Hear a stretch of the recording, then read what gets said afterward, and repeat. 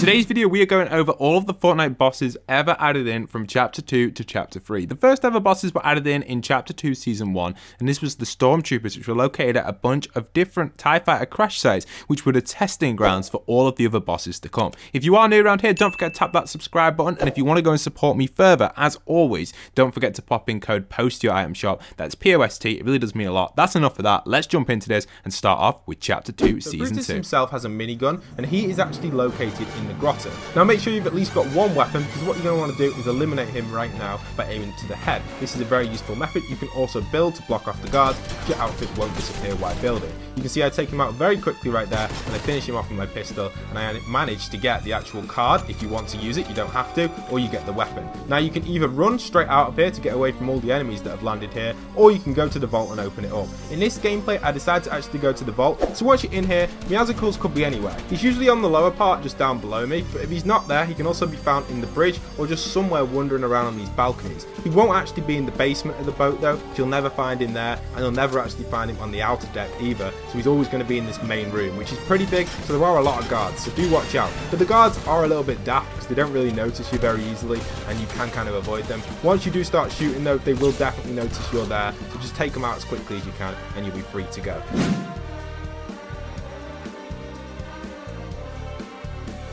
You can see I rotate straight up here, and here she is on the balcony. Now if she's not on this balcony, she'll be inside on the upper deck around here, wandering around, but obviously if she's there, you can grab it, you can run, and you can make her run out of here very, very quickly. So once you rotate down, this is where she'll be. She's not usually on this layer here, but she's down here with the vault sometimes. Be careful though, because there is a turret, and if you're going to take her out, make sure you're in a good position behind the turret where it can't get you. I managed to take her out, I block off the turret, well I attempt to anyway, and then what I'm going to do now is grab the Skye and obviously grab that grappler. Then going back up these stairs and taking him out. He doesn't even see me really, guys. If you crouch look, they don't notice you, so you can see him there. I'm getting ready to take him out. I'm trying to get myself in position for it. I managed to eliminate him very, very quickly and grab the obviously the classic drum gun, which we all love. So later on in the season, inside of Chapter 2 Season 2, Deadpool was then added into the yacht. He was one of the bosses most likely on the ghost side, and you could find him in over here at the yacht. Usually he would be in the vault section, and he would have ghost henchmen guarding him. You could take them out really easily or disguise as them to eliminate Deadpool, and the best techniques of actually taking out Deadpool were to disguise, but if not, you could simply take out the ghost henchmen. One thing I really loved about these seasons, the ghosts and just generally the shadow henchmen were in early days of its testing, and you can see inside of here we do have the Deadpool right here, which was really awesome. So we took him out just like that. There goes Deadpool, and that's where he was located. When it comes to Shadow Meowscles, he was added in later on in the season and was actually added in once Deadpool took over the yacht. The Meowscles, the ghost one, was moved over to the Catty Corner location as Shadow Meowscles, and you could fight him just down here. He would usually drop his heavy AR, but there were no henchmen around here, so he was very easy to eliminate. You could simply just jump around him and take him out. The bosses were definitely a lot easier during Chapter 2 than they are today, and I feel like they got more difficult as time went on, but here he is, our favourite one, Dark Meowscles, or Shadow Meowscles. He's one of my favourite ones anyway, and there he goes. Knocked him, that's him down. So after the Season 2 event, Midas was switched from the Ghost Midas to the Shadow Midas. The reason for this is still unknown. It's probably some sort of snapshot theory. When he tries escaping the loop, it leaves a snapshot behind, which is possibly what happened here, leaving a shadow variant of Midas behind, and that's who was left at this location. If anyone has any theories on why Shadow Midas was here, let me know in the comments. I'd love to read through them for storyline wise, but I can't really put like a direct theory on why it's Shadow Midas and no longer Ghost. But it's clear that everything did fail, and I do feel like IO had some sort of control in the Shadow sequence in the storyline. Now when it comes to Season 3, the Shadow and Ghost story carried on, and the first boss we're going to be exploring here is Ocean. She was located over at the Flotilla, and you would find a bunch of ghost henchmen around here. You could take them out, and you would usually find the Ocean boss located down in this lower section down here inside the Flotilla, but sometimes she'd be roaming around in other places and even get stuck in the water. She didn't really have much background or storyline to her, but she was located in the Flotilla, and with an easy takedown, you could eliminate her quite easily and get access to her items and even her mythical weapon. So that's where Ocean was located. She's super awesome. She used to drop the Ocean's bottomless chug Splash, which I'm surprised isn't in creative, but that's where she was. Then Kit was added in. He was the son of Meowscles and he's located inside of the Catty Corner location. You would find Kit around here and also his own henchmen. He had his own different style henchmen, which were really cool. I think that was something really unique about Kit. He had his own henchmen, and you could either find him in the main building or in this side building just above the petrol station, and you can scan your way in and Kit would just be located right in here. Here he's located. You can take him out quite easily. Again, he's got quite low HP for a boss, and you could eliminate him pretty easily. These bosses were quite easy. Again, they weren't too difficult to take down. You could take out Kit, get access to his stuff, and you had him just eliminated just like that. So there goes Kit, and we got his new weapons, which was actually the charged shotgun and even the Kit shockwave launcher, which is pretty awesome for a boss takedown. So there you have it. That was Kit. Now, Jules was next, and Jules was in the center of the island, the same location of the agency, but it had now switched over to the authority. And Jules is one of my favorite bosses because she just kind of just roams around, Jules, with no real form. She was kind of like a mix between Shadow and Ghost. She was located over here and just completely chilling. I thought that was really cool, and Jules is one of my favorites, and she was dead easy to take out. Moving on to Season 4, we have Dr. Doom, and this is how you take him out. Now, I'd recommend aiming for his head because it makes it a lot quicker, because Doom can do a ton of damage, especially if he uses his mythical weapon, the bomb especially. He can one-shot you. It's happened to me before on an online game. Iron Man was next, and he actually got added in later into Season 4, located at Stark Industries, which crashed onto the map. And he was a difficult boss to eliminate, but if you used the right movement and kind of like the right positions, you could get him down quite low and take him out. He had a lot more HP than other bosses, and also had some OP weapons, but if you got to eliminate him, you would get access to both of his weapons. Wolverine was then added in later on in the season, and he was located at the Wolverine Weeping Woods location, and you could find him again quite easily and take him out. He was quite a difficult boss because of his regen, but if you got some nice eliminations and damage on him, you'd usually be able to take him out just by moving away from him and getting a little bit of high ground. Shadow Midas was also located at the location of the runes, which is the old agency slash authority, and Shadow Midas again was quite a weak boss. You could really take him out really easily. He didn't have much HP. Definitely Wolverine was probably one of the strongest bosses we ever got added, but there weren't even stronger ones than Wolverine, which we're going to get to in a second. So Season 5, Mandalorian. So you can see here, I'm trying my best to get the elimination on him, staying behind these walls. Great tip. Try and aim for the head. He's using his jetpack there, trying to get heights on me. You can see that. Now, he won't use his sniper very often, but he will bring it out sometimes at range if he's at range from you. So for now, he's just going to stick with the E11 in close. The more deadly weapon, to be honest. And there we have it. Lovely charged shotgun takes him out. And we've got the Mandalorian's jetpack and as well his sniper rifle. Ruckus is around here somewhere. You can see his footprints or his footsteps, and he's behind us here. There he is. So he again has tons of health. So he's actually quite difficult to take out, a bit like the Mandalorian, because he has a rocket launcher and a legendary heavy AR. So he's going to deal tons and tons of damage to you. Again, it's probably not the sort of boss you'd want to go for, but it's quite a quiet one as well. So if you want a guaranteed legendary weapon every game, then he'll be the boss for you to go for. But again, he has a ton of HP, and it can be quite a difficult fight. We've cracked his shield. Okay, we're going to drop down. We're going to go for the elim. Nice. And there we have it. We defeated him there, and you got the challenge as well. Later on in the season, we got the introduction of Predator in Chapter 2 Season 5. He was located inside of the stealthy strongholds area and was quite an easy boss to take on. As long as you don't get too close to him and you just keep moving and keep eye of his invisibility, he mainly just jumps away from you, and you could really just get a lot of damage on him, and he would even get stuck sometimes, and you could really take him out. And he runs away, so he was easy. Next up is Season 6, the Spire Guardian. She has a little bit of a unique move. You'll see right now, she actually teleports. Luckily enough, she has pretty low HP. Usually you can take her out in a combat with not the best aim. She's a little bit easier than some of the other mythics, which we'll get into, and we've taken her out just like that. And she drops a epic rifle, which is the primal rifle, some bandages if you need them, and also the exclusive ball. So this magical mythical ball actually allows you access to the actual mythic weapon this season. So she usually spawns on the upper section up here. You'll see her around, and there she is right there. There she is right now. Now she has some extra health. You can see she's super tough,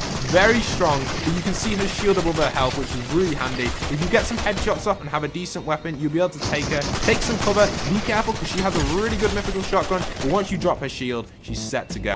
Let's see what's going to happen right now. Is she going to be hostile? How's she going to play it out? Let's just pop these grenades. Get ready. Okay, perfect. Pop 3 grenades. And we're going to move up here a little bit, get the Scar out, get a little bit of damage on it, and then try and finish her off with the Scar. So she's already got 300 shield there. We've cracked about 500 shield now, 600 shield. This one is a god. We're on about 700-800 shield right now. This hero or NPC boss has got absolutely tons of shield, maybe 1,000 shield, and then obviously down to the 100 HP right there. Where are you at, Raz? Let's find you and let's take you on. There he is. Wait, what is he doing? He looks like he's glowing. Whoa, what is this power he's doing against us? He's doing 10 DPS per second there, using the cube or harvesting the dark element right there. This is crazy. So we're going to pop a few grenades on him, see how much damage that does to him. Okay, not much at all. Look at his health, guys. He's got absolutely tons.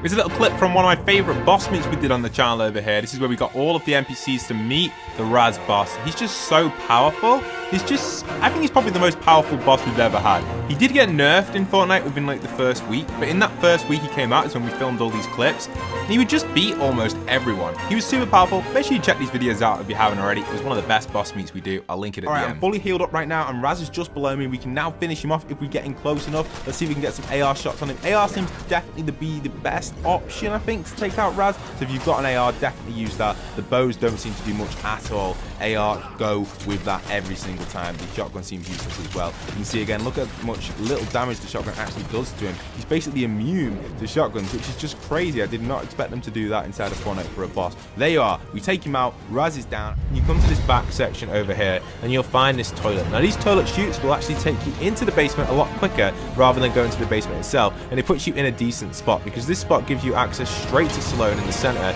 But be careful. She does teleport, and she actually summons 2 clones of herself. That's her special ability, so be careful. Some of these aren't her. You'll see I actually take one out here, and it's not her, so I kind of like back off. I take her out thinking it's her. It's not. She goes down, and I just come back and use my med kit. So do be a little bit careful, because if you do waste ammo on the wrong target, she will laser you with all 3, and you will take a lot of damage. So she can be a little bit difficult to eliminate in that sense. But once you've got your ready, and you're like your ready ability or your ready kind of weapons to take her out, and you're just ready to go, you can just jump in and try and take her out. You can see we've got another clone here taken out, and the final one was her. So you got a 1 in 3 chance, and then it goes down to 50% chance, and then obviously the final one will be her if you don't pick the right one straight away, or you could get lucky and actually pick the right one straight away. The Zig and Chopper, and he's pretty cool because this geezer is really powerful. He's got a brand new mythical weapon, which is an insane ray gun, and I'll be showing off some gameplay of that in a second so we can get a good idea of how powerful this is against people on casual. And you'll find him down here, so he's just located down there. Do you see him right there? There's his parasites. You can take them out. I'll show some gameplay of the alien parasites in a second. They come in an egg, but he actually lays these eggs, and you'll see him laying these in a second. So I managed to get him there with my fireflies, but I'm pretty low, so I'm just going to quickly loot up and see if I can get some shield on that just to heal up a little bit so we can take him out. Obviously, we don't want to get eliminated by him just yet. He's getting absolutely beamed by the fire, so it's damaged him a little bit, but he's not fully down. One of my teammates does go down, but that's okay. We should be able to take out Zig and Chopper quite easily. He's just located below us. If we just rotate in a little bit, we'll be able to get him. Where's he gone? Okay, he's gone to try and get him here. It's a perfect time to get a little revive in here, and then we'll take him out. You'll be able to see him behind this wall, hopefully. He's moving around. I think I can see him. Oh, there he is. There he is. Okay, hopefully he doesn't come around the wall. All right, he's chilling there. He's chilling. This is perfect. Get the revive in, and we'll be able to take him out and try to test out his new mythic. He's actually placing a plant down there. See, he uses like some sort of crazy mechanic. He places these eggs for his parasites, which is pretty cool. And you can actually destroy these and get XP. So there he is. Let's take him out, build a little hole in this, see if I can shoot for that. Okay, go around the side, get some hits on him. Nicely done. All right, all right. You can actually get a really good chance on this guy if you build a few structures and use the environment to your cover. You should be able to take him out really nicely, and that's what we do here. Zig and Choppy goes down, and he drops his brand new Zig and Choppy ray gun.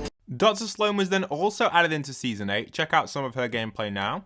Is that Dr. Slone? I think we found her, guys. We've located Doctor, and it looks like there's a few enemies around here actually already trying to get revenge on Dr. Slone right here. That's okay, though. We're going to try our best to take her out and see what weapons she provides, see what the difference is in stats, and see if we can take the elimination on her. So we're going to take cover behind this while she doesn't see us. In this situation now, you can see even them few shots from me didn't really make much difference there, and Dr. Slone confirms her first elimination in this match, which is not good. Switching over to a little replay here while this was taking place, I thought I just wanted to kind of reflect on this and how this guy gets absolutely taken out by Dr. Slone and just doesn't even target the right one. These 2 doctors here are just lasering this guy. He has no idea what's going on. He actually retreats a little bit. I actually come in from the side. He builds a little wall there. I actually shoot a few shots at him here. You can see he leaves the last doctor. He has no chance against Dr. Slone and gets absolutely wiped. So I'm thinking to myself here, it's time to fall back a little bit, kind of get some more weapons and ammo, because we're not actually going to be able to take her out with these few bullets we've got left, especially now she's multiplied. So let's retreat back. We're going to head over here, loot a few weapons, and we'll be back in our truck any second. So you can see I'm here with my free burst now. I decided to target the IO guards first because they're going to get in the way.